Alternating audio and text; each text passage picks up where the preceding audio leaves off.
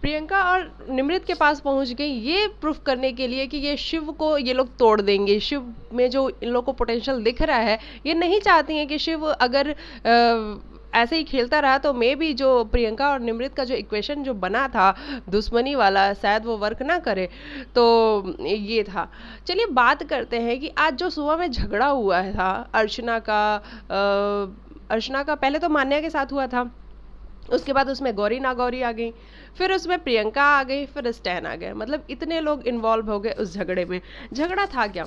झगड़ा था नॉर्मली एक, पहले तो आलू के ऊपर झगड़ा हुआ कि सब्जी, मान्या ने कहा कि सब्जी मैं खुद बना लूंगी अपना, तुम्हें एहसान करने की जरूरत नहीं है, तुम जिस तरीके से खाना बनाती हो वो खाना हमें नहीं चाहिए, क्योंकि सब्जी शायद कम थी तो कम सब्जी में कम कम ही मिलेगी। लेकिन मान्या को था कि वो खुद बनाएंगी तो ज़्यादा सब्जी वो अपनी जो उनके हाउसमेट्स हैं, मतलब घर में उनके जो रूम में जो लोग हैं उनको वो ज़्यादा सब्जी सर्व करेंगी, क्योंकि सभी को दिक्कत होती है थोड़ी सब्जी, कोई खाना नहीं चाहता है इसलिए।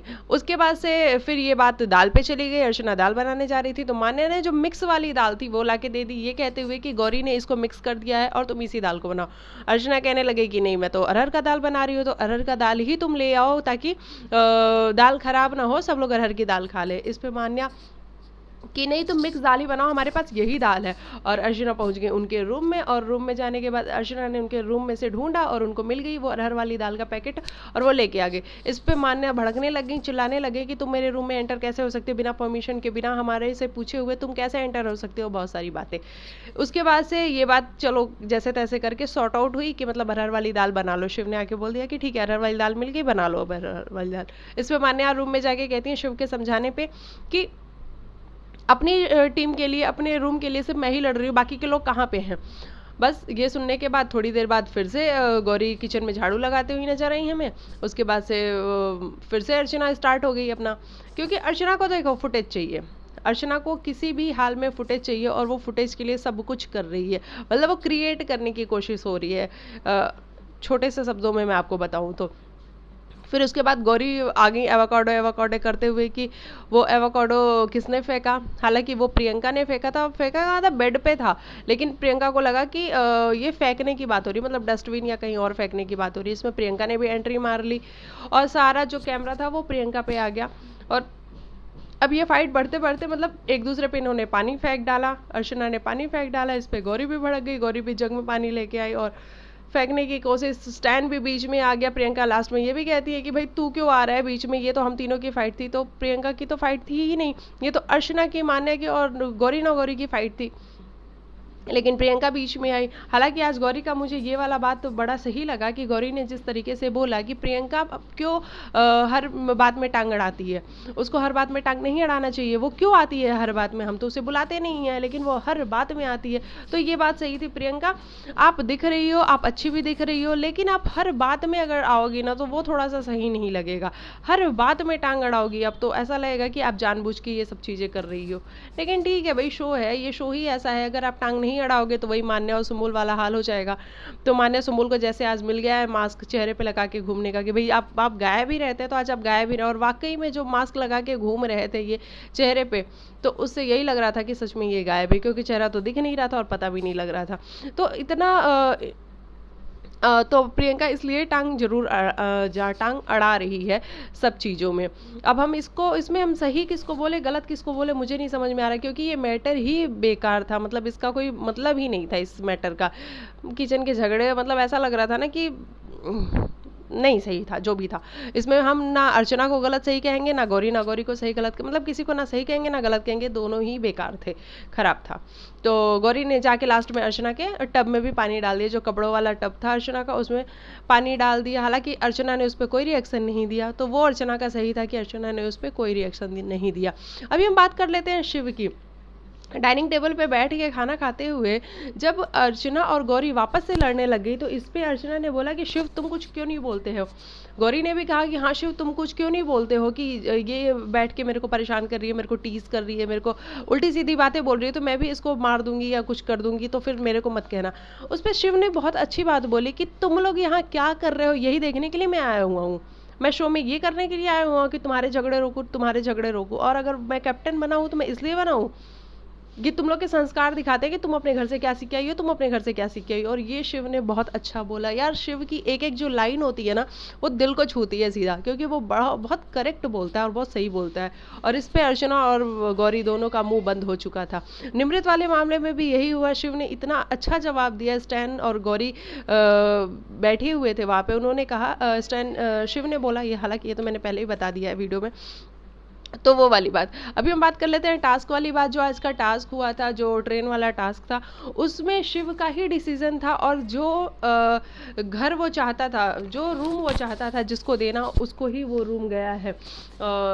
सभी को ये बात पता थी कि शिव का ही माइंड है। जिस तरीके से प्रियंका और निमृत एक दूसरे से बात करने को आज तैयार हो गई हैं, और साजिद और अब्दू ने किसको लिया, अंकित को ले लिया है, और सुम्बुल को ले लिया है। सुम्बुल, चलो ठीक है यार, सुम्बुल को ले लिया है।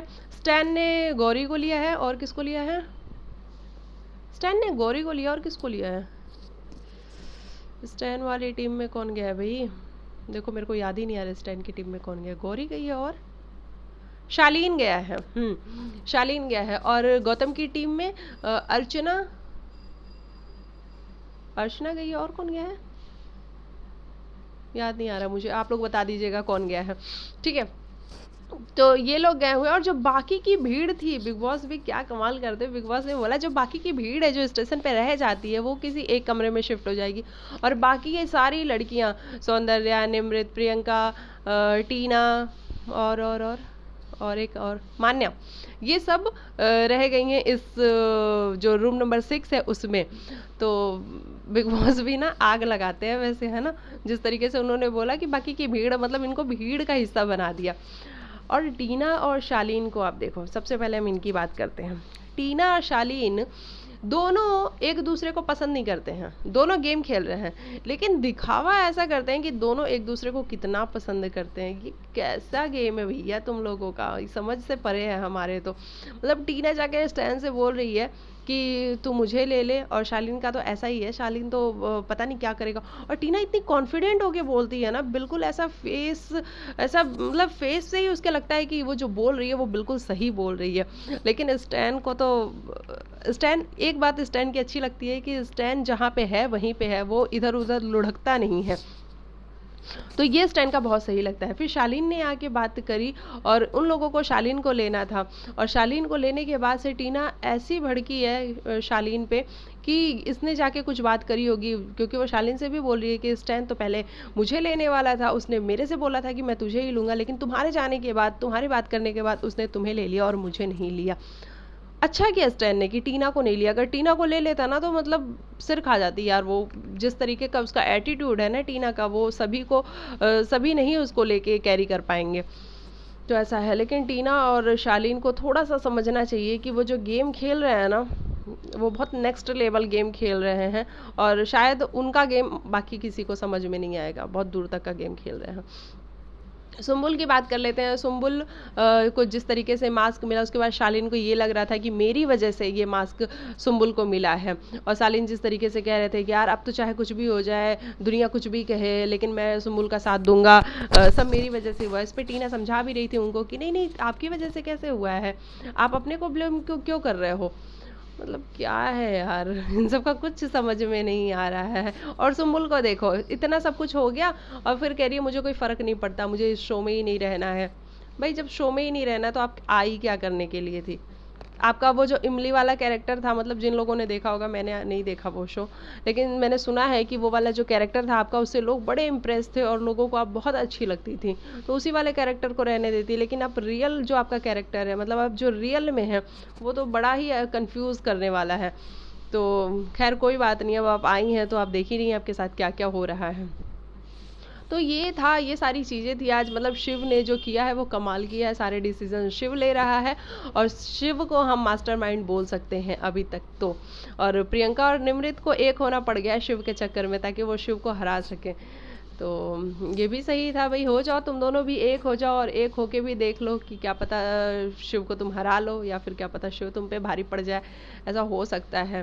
तो चलिए मिलती हूँ आप लोगों को मैं नेक्स्ट वीडियो में। अगर आप लोगों को मेरी वीडियो अच्छी लगी तो डू लाइक से सब्सक्राइब करना मत भूलिएगा, और अगर आप कोई सजेशन देना चाहते हैं, कोई कमेंट करना चाहते हैं तो आप कर सकते हैं और मुझे बता सकते हैं। अगर मैंने कोई क्या बोलते हैं उसको, कोई पार्ट मिस कर दिया हो तो आप वो भी मुझे बता सकते हैं। मिलती हूँ आप लोग को नेक्स्ट वीडियो में, तब तक के लिए बाय बाय, टेक केयर, अपना ख्याल रखिएगा, बाय।